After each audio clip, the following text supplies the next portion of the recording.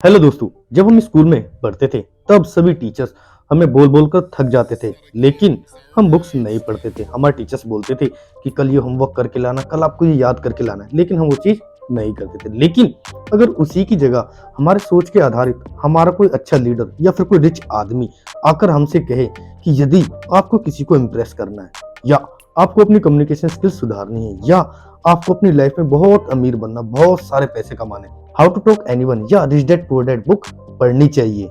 अब मैं आपसे पूछता हूँ कि क्या आपको उससे पूछना पड़ेगा कि मुझे कब पढ़नी है, सुबह पढ़ना है, शाम को पढ़ना है, या कैसे पढ़ना है? जी नहीं, बिल्कुल नहीं।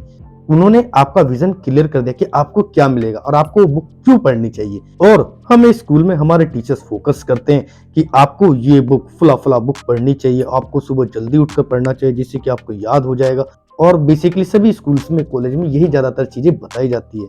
मैं भी अपने स्कूल में बच्चों को ज्यादातर इसी तरह से बताता था। जब तक मैं बुक्स पढ़ने का आदी नहीं हुआ तब तक मैं बच्चों को ऐसे बताता, लेकिन अब उनको मैं पूरा पूरा विजन क्लियर करवा देता हूँ। उसके बाद हम बोलते हैं आपको बुक पढ़नी चाहिए। लेकिन जो लीडर्स हैं आपको डायरेक्ट क्यों पर फोकस करते हैं, ना कि कब पढ़नी चाहिए और कैसे पढ़नी चाहिए। इसे कहते हैं द गोल्डन सर्कल। जी हाँ, जितने भी बड़े लीडर्स होते हैं वो हमेशा क्यों पे फोकस करते हैं। अब हम गोल्डन सर्कल को थोड़ा सा एग्जांपल से, अपने स्कूल के एग्जांपल से और अच्छे से एक्सप्लेन करता हूँ। गोल्डन सर्कल के मेन 3 पार्ट होते हैं। जी हाँ, पहला व्हाई, व्हाट एंड हाउ।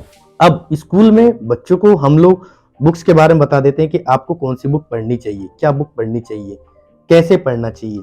ये ज्यादातर टीचर्स स्कूल में बताते रहते हैं कि हाँ आपको मैथ पढ़ना चाहिए, सुबह उठ के पढ़ना चाहिए, शाम को होमवर्क करना चाहिए। लेकिन टीचर्स हमें क्यों पे फोकस नहीं करवाते। लेकिन जो भी बड़े बड़े लीडर्स हैं वो हमें क्यों पे फोकस करते हैं, डायरेक्टली हमें बताते हैं कि वो चीज़ आपको क्यों करनी चाहिए। और अगर मेरे पास कोई भी चीज़ का क्यों क्लियर है तो मुझे किसी से पूछना नहीं पड़ेगा कि मुझे कैसे करना है, क्या करना है। मैं उसी रिच आदमी के बारे में बात कर लूँ जिन्होंने हमें स्टार्टिंग में बताए थे कि अगर मेरे को बुक पढ़नी है, उन्होंने मुझे अच्छे से समझा दिया कि किसी को मेरे को इम्प्रेस करना है तो मुझे ये बुक पढ़नी चाहिए। अब मैं उनसे ये पूछने नहीं जाऊंगा कि मुझे सुबह पढ़ना चाहिए या शाम को पढ़ना चाहिए। जी हाँ, ये हो गया हमारा गोल्डन सर्कल। जी हाँ, मैं बात कर रहा हूँ स्टार्ट विद वाई बुक की समरी। समरी तो नहीं कहना चाहता, क्यों? क्योंकि किसी भी बुक को लिखने में ऑथर के 1 से 2 साल का समय लगता है, और उस 1 से 2 साल के समय के अंदर ऑथर के 20 से 25 साल का एक्सपीरियंस लग जाता है। अब आप खुद सोचो, 20 से 25 साल का एक्सपीरियंस और 1 से 2 साल बुक को लिखने में लगा समय, इनको 10 से 15 मिनट की वीडियोस के अंदर इन सभी चीजों को समराइज करना एक तरफ से बुक ऑथर के लिए अन्याय है, बुक लवर के लिए अन्याय है। तो मैं आपके लिए बुक समरी नहीं, मैं आपके लिए आपको बुक समरी नहीं, पूरी पूरी सीरीज देना चाहता हूँ, जो कि ये स्टार्ट विद वाई बुक की सीरीज का पहला पार्ट है। अगले पार्ट के लिए प्लीज चैनल को सब्सक्राइब करके नोटिफिकेशन बेल को हिट जरूर करें, जिससे कि इसका अगला पार्ट सबसे पहले आप तक जरूर पहुंचे, या नीचे कमेंट करके बोल सकते हैं आप। अब हम इस वीडियो में मेन 4 चीजें समझेंगे जिससे कि हमें पता चले कि गोल्डन सर्कल क्या है, हम अपने बिजनेस कैसे करें, कोई भी बिजनेस कैसे स्टार्ट करें। तो सबसे पहला टॉपिक आता है हमारा main important lesson, the golden circle and your brain. मैं गोल्डन सर्कल आपको समझा ही चुका हूं, अब हम उस गोल्डन सर्कल का हमारे ब्रेन से क्या फर्क पड़ता है उसको समझेंगे। तो गोल्डन सर्कल हमारे ब्रेन से ही भी जुड़ा हुआ है। जी हाँ, वाई और हाउ हमारे लिम्बिक सिस्टम से जुड़े हैं। ये हमारे दिमाग का वह हिस्सा है जो हमें क्यूरियस बनाता है और यही हमें रिवार्ड पाने के लिए प्रेरित करता है। यही पार्ट हमें पेन और प्लेजर की अनुभूति करवाता है, जबकि नियोकॉर्टेक्स से जुड़ा हुआ है। कॉर्टेक्स हमारे माथे के पास वाला हिस्सा होता है, यह डीप थिंकिंग से जुड़ा होता है। साथ ही हमारी इंटेलिजेंस और प्रॉब्लम सॉल्विंग भी इसी पार्ट से जुड़ी होती है। व्हाट हमारे, इसलिए बिजनेस शुरू करने के लिए हमें अपने ब्रेन के मैक्सिमम पार्ट का इस्तेमाल करना चाहिए। इसके लिए आपको हर प्रकार के क्वेश्चन पूछते रहना चाहिए। इससे आपका दिमाग हमेशा एक्टिव रहेगा और अच्छे डिसीजन लेगा। अब हम चलते हैं सेकंड नंबर के की लेसन पे। सेकंड नंबर का lesson, work with understanding people. जी हाँ, ऐसे लोगों को अपनी टीम में रखें जो आपकी फिलोसफी को समझे, जो ये जाने कि आप क्या करना चाहते हैं। मैक्सिमम लोगों को लगता है कि कंपनी केवल पैसा कमाने के लिए होती है, लेकिन वास्तव में वे लोगों की सेवा कर रहे हैं। तरह तरह के प्रोडक्ट बना के वे लोगों का जीना आसान करती है। लेकिन इन बातों को कुछ ही लोग समझ पाते हैं। जैसे अगर आपको नेचर के लिए कोई एनजीओ शुरू करना है तो आपको ऐसे लोगों के साथ में लेना चाहिए जिन्हें नेचर से प्यार हो, जिन्हें नेचर से मोहब्बत हो। ऐसे लोगों को आपको अपने साथ रखना पड़ेगा। लेकिन जिन लोगों ने कभी भी गार्डन के फूलों को देखने तक का टाइम ना हो, ऐसे लोगों को आप अपनी सोच से क्या समझा पाएंगे। इसलिए पहले ही अपनी टीम को अपना विजन समझा दें, ये क्लियर कर दे कि आप कस्टमर की सेवा के लिए प्रतिबद्ध है और आपका पहला पर्पस लोगों की लाइफ में पॉजिटिव चेंज लाना है।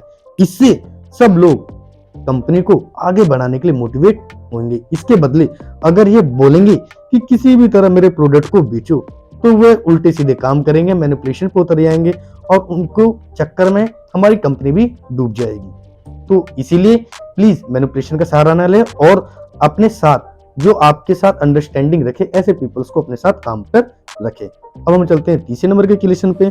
जी हाँ, तीसरे नंबर का question, build trust with golden circle. जी हाँ, गोल्डन सर्कल मैंने आपको अच्छे से समझा चुका हूँ। उसी के ऊपर द गोल्डन सर्कल की तकनीक का इस्तेमाल करके आप लोगों का ट्रस्ट जीत सकते हैं। जब भी कोई प्रोडक्ट बनाए तो सबसे पहले वाई का इस्तेमाल बनाए। खुद से पूछे इस प्रोडक्ट को क्यों बनाया जाना चाहिए। जब स्टीव जॉब्स ने आईपॉड बनाया था तो उन्होंने भी खुद से पूछा था वाई आईपॉड। उन्होंने देखा कि लोगों को म्यूजिक सुनने के लिए बड़े बड़े कैसेट प्लेयर, डीवीडी प्लेयर आदि यूज करने पड़ते हैं। इन्हें वे हर कहीं लेकर नहीं घूम सकते। यह एक तरह की प्रॉब्लम थी कि बड़े बड़े कैसेट कहीं जगह लेके नहीं घूम पाते थे। इसके सॉल्यूशन में उन्होंने सोचा कि अगर ऐसा इंस्ट्रूमेंट बनाया जाए जिसे लोगों को अपनी पॉकेट में लेकर घूम सके तो कितना अच्छा होगा। और इसी के साथ उनके दिमाग में आईपॉड बनाने का आइडिया आया, जिन्होंने इसे टैगलाइन के साथ बेचा था। जी हाँ, 1000 सॉन्ग्स इन योर पॉकेट। उनका आइडिया सुनते ही लोगों ने इसे हाथों हाथ ले लिया, क्योंकि अब वे कहीं भी म्यूजिक सुन सकते थे। अब उन्हें मेट्रो में, मार्केट में, ट्रेन में, बस स्टेशन आदि पर लाइन लगाकर बोर होने की जरूरत नहीं थी। अब हम आ जाते हैं चौथे नंबर के लेसन पे। चौथे नंबर का लेसन, जी हाँ, law of diffusion of innovation. इस भाग में लेखक प्रोफेसर एडवर्ड रोजर्स द्वारा दिया गया एक लॉ डिस्कस करते हैं। इस लॉ को the law of diffusion of innovation कहा जाता है। आप एक बेल शेप कर्व की कल्पना करें जो एक पहाड़ी की तरह भी दिखता है। इस कर्व के 5 हिस्से होते हैं। जी हाँ, पहला एक्सट्रीम लेफ्ट 3%। इस भाग में इनोवेटर्स आते हैं। इनका प्रतिशत बहुत कम होता है। इन्हें आपका प्रोडक्ट एकदम समझ में आ जाता है। एंड सेकेंड नंबर पे अर्ली एडॉप्टर 40% लोग। ये 40% लोग आपके प्रोडक्ट को सबसे पहले खरीदते हैं। इस ग्रुप में रिच और अपर मिडिल क्लास के लोग आते हैं। उनके पास सरप्लस मनी होती है और ये लाइफ में नई नई चीजें ट्राई करते रहते हैं। फिर आते हैं थर्ड कैटेगरी के लोग, द अर्ली मेजोरिटी 34%। जी हाँ, ये 34% मिडिल क्लास आपका प्रोडक्ट खरीदने लगते हैं, क्योंकि उन्होंने अपर क्लास के पास ये प्रोडक्ट देखा होता है और उन्हें इसकी वैल्यू भी समझ में आने लगती है। अब आ जाता है फोर्थ कैटेगरी के लोग, द लेट मेजोरिटी 34%। इसके बाद आम जनता भी आपका प्रोडक्ट लेने लगती है, क्योंकि अब आपके प्रोडक्ट का मार्केट में काफी प्रचार हो चुका है और लोगों को ये पसंद भी आ रहा है। अब आ जाते हैं पांचवी कैटेगरी के लोग, जी हाँ, जिनको बोलते हैं लेगार्ड्स, जो 60% होते हैं। इन लोगों को आपका प्रोडक्ट बिल्कुल पसंद नहीं होता और ना ही ये कभी खरीदते हैं और आपको इन्हें कन्विंस करने की भी जरूरत नहीं है। तो दोस्तों, इस लॉ और इसके कर्व को समझकर आपको पता लग गया होगा कि लोग आपके प्रोडक्ट को किस तरह से खरीदते हैं और कैसे कैसे धीरे धीरे आपकी सेल बढ़ती है। अब हम अगली वीडियो में जानेंगे कि हम अपने बिजनेस को कैसे बड़े लीडर्स जैसे Bill Gates, Steve Jobs, Elon Musk कैसे अपने प्रोडक्ट को सभी लोगों तक पहुंचा पाते हैं और वे कोई भी प्रोडक्ट मार्केट में लाने से पहले क्यों कैसे फाइंड कर पाते हैं। इसके लिए चैनल को सब्सक्राइब करना ना भूलें। अब मैं वीडियो को समाप्त करूं तो वीडियो में हमने 4 इंपॉर्टेंट लेसन समझे। जी हाँ, पहला लेसन था हमारा the golden circle and your brain, कि हमारे गोल्डन सर्कल और हमारे ब्रेन के बीच में काफी बड़ा कनेक्शन रहता है, जिसके कारण हमारी क्यूरियोसिटी बढ़ती रहती है। सेकंड था हमारा वर्क विद अंडरस्टैंडिंग पीपल, कि हमें हमेशा अपने जैसे सोच विचार वाले लोगों के साथ ही काम करना चाहिए। And third, build trust with golden circle, कि हम कोई भी प्रोडक्ट बनाए तो उसमें सबसे पहले प्रोडक्ट बनाने से पहले हम अपने आप से पूछ ले कि क्यों हमें ये प्रोडक्ट क्यों बनाना चाहिए। फोर्थ नंबर का की लेसन था हमारा law of diffusion of innovation, कि इसमें 5 कैटेगरी के लोग होते हैं जो कि आपके प्रोडक्ट को किस किस स्टेज पे कैसे खरीदते हैं। इस लॉ ऑफ डिफ्यूजन इनोवेशन में आपको समझाया गया है। आई होप आपको वीडियो अच्छी लगी होगी और वीडियो कैसे लगी नीचे कमेंट करके जरूर बताएं। अब how to talk anyone books की सीरीज के लिए आप हमारी लेफ्ट वीडियो देख सकते हैं, या फिर रिच डैड पुअर डैड। अगर आपको अमीर बनना है या बहुत ही ज्यादा अमीर बनना है तो भी आपको मैं रिकमेंड करता हूँ कि मुझे अपना छोटा भाई मान लो या बड़ा मान लो, प्लीज इस rich dad poor dad book को जरूर पढ़ो। नहीं पढ़ सकते तो इसकी सीरीज आपके सामने है, राइट वाले बटन पे क्लिक करके आप इस वीडियो को देख सकते हैं। अब हम मिलते हैं अगली वीडियो में, तब तक के लिए बाय, टेक केयर।